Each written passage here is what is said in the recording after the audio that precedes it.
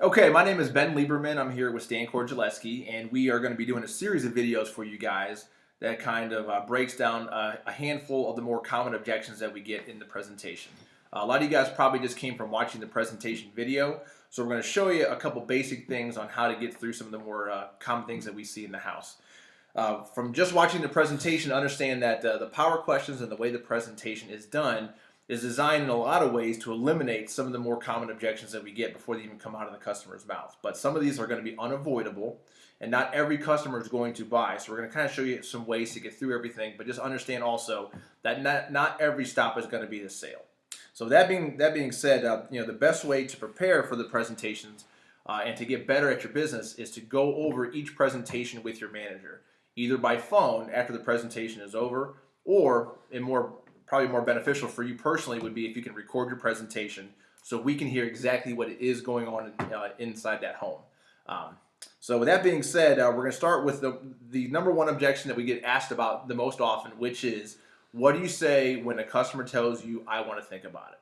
So what we're going to do is Stan and I are going to role play a presentation. The scenario that we're going to use is going to be a 67-year-old man who qualifies for a final expense tobacco policy. Mm-hmm. And where we get the objection more often than not is going to be during the money part, either when they pick a program or when they go to collect the money. So we're going to role play how to get through that presentation and that part of our presentation, and then we're going to go back and explain why that objection typically comes up and what we can do to kind of set the stage ahead of time to avoid it from coming up later in the presentation. So we'll kind of kick it off from there, Stan. Okay, so based on what you told me, you should actually qualify for our best plan, which is a beautiful thing. Now, we only advertise for up to $20,000, but because you're in such good health, even though you're a smoker, we can actually qualify you for up to $35,000. Okay. So basically, if we want to max out the coverage, $35,000 is going to be $344.25 a month. $25,000 is going to be $246.75 a month, and then $15,000 is going to be $149.25. Which one do you want me to see about? Tell you what, can you leave this with me? I need to think about this before I make a decision, if that's okay. Can you leave me a card? I can give you a call back or something like that? Yeah, that's not a problem. So these are more options if you want to leave money behind for your family. I'm going to show you some other options, just kind of fill your need, because we talked about your mother being buried, and I think that funeral was right around $11,000. So I'm going to show you some stuff that just kind of fills your need, and might be a little bit more in your budget. So let me see.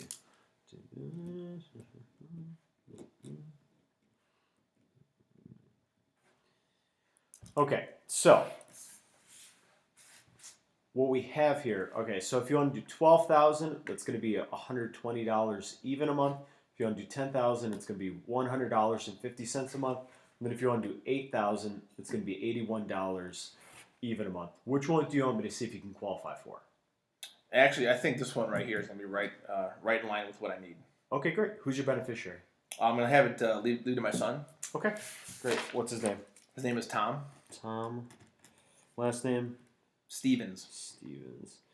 Okay, perfect. And then from this point, you fill out the application, you do the standard procedure, you do the phone verification, you get everything done. So we're going to fast forward to after the phone verification and then you getting off the phone and congratulating the customer for being approved for the policy. So, okay, great, perfect. What's that reference number? Okay, Okay, perfect. So everything came back good. So you're approved for the $10,000 worth of coverage. We added the 1 unit of accidental. So it's going to be $101.50. Do you want to go grab a check for the first month's premium? I don't use checks. You don't use checks?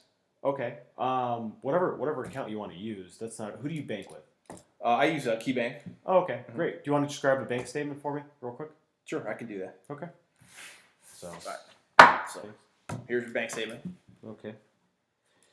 And if you're using Secure App and somebody just hands you a bank statement, the next phrase when you're on the page to do the premiums, you just kind of want to tell them, now the next, you're going to see this premium posted in your account the next morning. So you want to assume that they have the money right then and there. and then if they tell you otherwise, you deal with it accordingly.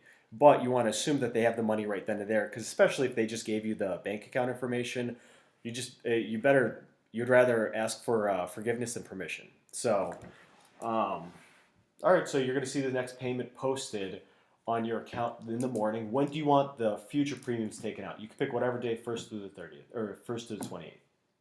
I don't have the money in the account now. Like I really think I need to think about that part. Oh, okay. You don't have it. Do you Yeah. usually like when will you? I get paid the third. Okay, that's not a problem. We'll just make the first premium the third, and then do you just want to make the future premiums on the third going forward? Yeah, that'd probably work. Okay, great. And that is how you handle, and I want to think about it, or somebody kind of being a little wishy-washy on the money part. So a lot of times when people or agents lose deals at this portion of the presentation, it's just due to a lack of confidence and a lack of professionalism, because they're asking the client when they can pay it, or they're just not in control of the situation, and the client is dictating more of the situation. Where if you're, say you're at the end of 1 month and somebody needs to post date a payment all the way to, say it's March, the end of March, and somebody's asking to post date the premium all the way to May, that's a you problem. That's either it's unaffordable, or they're just kind of pushing off and probably going to cancel within the next few months, because you really want to get that next premium on the next time that they get paid. That's going to be your best business. Obviously, the best business is going to be check now or cash now. But if somebody, it's the end of the month, it happens, act accordingly. But you really want to set it up to the next time that they get paid, because that's going to be your highest conversion ratio of actual apps going through. The reason that the money part in particular is so important for us in the house is the I want to think about it objection. 9 times out of 10 is coming from an affordability standpoint. Either they cannot afford what we're asking for them to buy, or assume that we got to have the money right then and there on the spot, and they don't have it. We obviously would like them to be able to pay right away, get current business, but post-dated business, if we have to, is perfectly fine. But if they don't have it, that can cause them to also say, I want to think about it as well. Keep in mind, too, that a lot of times I want to think about it does come from them not having a basic understanding of how the policy is going to work or how it benefits them. And sometimes it can also come from a combination of that, or an over-explanation of how the Funeral Consumer Guardian Society works. Especially for newer agents, it tends to be a section where we over-explain to a degree where it overwhelms the customer, and they have so much information that they don't know how to make a decision in that case. Those would be prime examples where you want to get with your upline, discuss how the presentation went down, really get into some details with your manager. What did they say? What did you say? And that's where recording is so beneficial. Yeah. We can hear exactly what's going on in the house. And especially with everybody doing the same basic presentation, all of us as managers have a pretty good feel for exactly why somebody is selling when they're having success. And also, if they're not having success in the house, we are usually able to pinpoint pretty easily where that breakdown is occurring. So understand, again, if you're getting I want to think about it, it's typically coming from one of those 3 basic things: a lack of understanding of how the program works, an overwhelming amount of information throughout the Funeral Consumer Guardian Society, but by and large, it's going to end up being a money issue.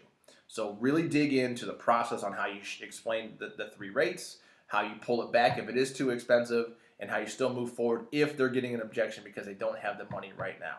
The biggest thing is go through your process, stay in the pocket, stay calm, and ask for what you need. The answer on the majority of cases is going to come back with what you want.